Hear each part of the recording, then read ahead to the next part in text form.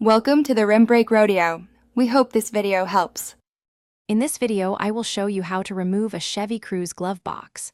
First, ensure the glove box is completely empty to avoid losing any items.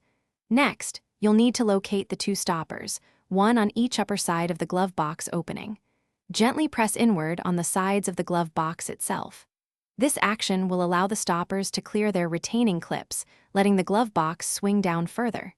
It's a simple first step to get you started. Once the glove box is partially open, look to the right side. You'll see a small damper arm connected to a pin. This arm controls the smooth opening of the glove box. Carefully pull the damper arm straight off its pin. It should detach with minimal effort.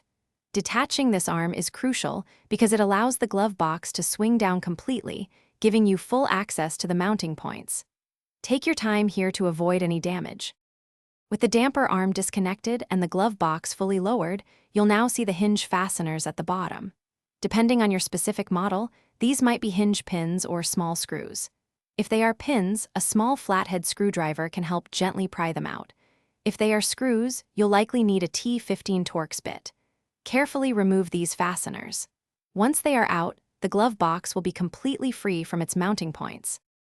After removing the hinge fasteners, the glove box can simply be lifted straight up and out of its opening. It should come away easily. When you're ready to reinstall, just reverse these steps. First, align the hinge points, then secure the fasteners. Next, reattach the damper arm to its pin. Finally, push the glove box back into place, ensuring the side stoppers engage correctly. Double-check that everything is secure before closing it completely. Thanks for watching. Consider subscribing if we helped you.